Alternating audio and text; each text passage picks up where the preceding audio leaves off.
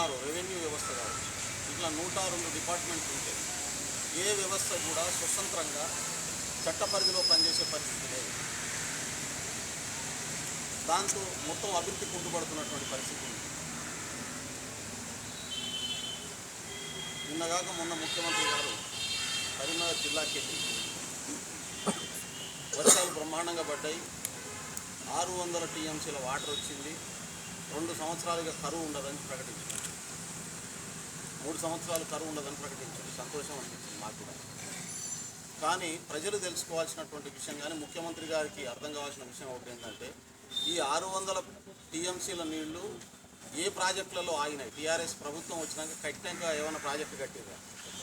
కొత్త ప్రాజెక్టు తట్టెడు మట్టి ఎత్తి మీరు ఏమన్నా కొత్త చెరువు కానీ, కొత్త రిజర్వాయర్ కానీ, కొత్త ప్రాజెక్టు కానీ ఏదైనా కట్టి ఉంటే దాంట్లో ఆగి ఉంటే నిజంగా మేము తీసుకొచ్చినామని చెప్పొచ్చు. గతంలో కాంగ్రెస్ పార్టీ దాదాపు 40,000 చెరువులు ఇవ్వాలన్నటువంటి మొత్తం ప్రాజెక్టు కాంగ్రెస్ పార్టీ కట్టినటువంటి ప్రాజెక్టులు, దీంట్లో 600 టీఎంసీలు దాదాపు 60 లక్షల ఎకరాల భూమి రెండో పంట ఇప్పుడు సాగులోకి రాబోతుంది. తెలంగాణ రాష్ట్రంలో ఉన్నటువంటి 7 లక్షల ఎకరాల్లో 60 లక్షల ఎకరాల భూమి సాగులోకి రెండో పంట పండబోతుంది. ఇది కాంగ్రెస్ తెలంగాణ రాష్ట్రానికి చేసినటువంటి మేలనేటటువంటి విషయాన్ని కూడా ఇవాళ ప్రభుత్వం గుర్తించాలని చెప్పి కోరుతా ఉన్నాను. ప్రజలకు, రైతులకు మేలు చేసేటటువంటి ఒక్క కార్యక్రమాన్ని కూడా టీఆర్ఎస్ ప్రభుత్వం వచ్చినాక మొదలు కాలేదు. తెలంగాణ రాష్ట్రంలో మొదలుపెట్టారు. ఇన్పుట్ సబ్సిడీ ఇంతవరకు ఇవ్వలేదు. ₹1,00,000 రుణమాఫీ చేస్తామన్నారు. 4 దఫాలలో 25,000 చొప్పున ఇస్తామన్నారు. కానీ దానికి సంబంధించినటువంటి 2 టర్ములు రిలీజ్ చేసారు. 3వ టర్మ్ ఇంతవరకు రైతులకు చేరినటువంటి పరిస్థితి. మొదటి టర్ములో ఇచ్చిన పైసలు మిత్తి వంగ అసలు కొద్దిగా పోయింది, 70% అసలు అత్తే ఉన్నది. దాన్ని మళ్ళీ లోన్ కింద కన్వర్ట్ చేసింది. రెండోసారి ఇచ్చినటువంటి డబ్బులతోని మళ్ళీ అదే పరిస్థితి, మిత్తి వంగ అసల్లో కొత్త పోయింది, ఇంకా అసలు 70% అట్నే ఉన్నది. ఈ 2 టర్ములను ఒకసారి రిలీజ్ చేస్తే రైతులకు మేలయ్యేది. అట్లా చేయలేదు ఇంతవరకు. చివరికి ఆర్థిక వ్యవస్థను ఎట్లా తయారు చేసిందంటే,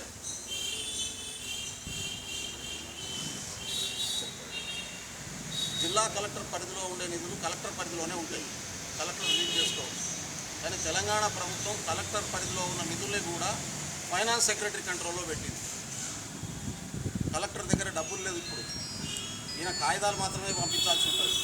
ఎంఆర్ఓ దగ్గర డబ్బులు లేవు ఇప్పుడు, ఎండిఓల దగ్గర డబ్బులు లేవు ఇప్పుడు. ఇవన్నీ తీసుకుపోయి సెంటర్ సెక్రటరియట్లకు గ్రిప్లో పెట్టుకున్నారు. అంటే వెనకట భూస్వాములు దొరలు ఎట్లయితే నడిపించిండ్రో అదే పద్ధతిలో ఇవాళ కేసీఆర్ ప్రభుత్వం ఆర్థిక వ్యవస్థను విచ్ఛిన్నం చేస్తున్నది. ఇది మేధావులకు కూడా అర్థం కానటువంటి పరిస్థితి కొనసాగుతున్నది. చాలా దురదృష్టకరం. అంటే ఆర్థిక వ్యవస్థను విచ్ఛిన్నం చేస్తున్నారు. పోలీస్ వ్యవస్థను, రెవెన్యూ వ్యవస్థను ఎట్లయితే విచ్ఛిన్నం చేస్తున్నదో అదే పద్ధతిలో ఆర్థిక వ్యవస్థను విచ్ఛిన్నం చేస్తున్నటువంటి పరిస్థితి. రెండో వైపు రైతులకు ఇచ్చిన హామీని, ఒక్క హామీని అమలు చేయలేదు ఇంతవరకు. ప్రతి దళితునికి 3 ఎకరాల భూమి ఇస్తాను. 2 బడ్జెట్లలో 2,000 కోట్ల రూపాయలు కేటాయించింది. మొదటి బడ్జెట్లో ఇచ్చిన 1000 కోట్లలో 18 కోట్లు ఖర్చు పెట్టింది. రెండో బడ్జెట్లో 20 కోట్లు ఖర్చు పెట్టింది. ఇంతవరకు దాదాపు 37 లక్షల కుటుంబాలు, భూమి లేని దళిత కుటుంబాలను ఈ రాష్ట్రానికి, వాళ్ళకు సంబంధించి ఒక ప్రణాళిక లేదు, పరిష్కారం చూపించే మార్గం లేదు. అదేవిధంగా గిరిజనులకు ఇచ్చినటువంటి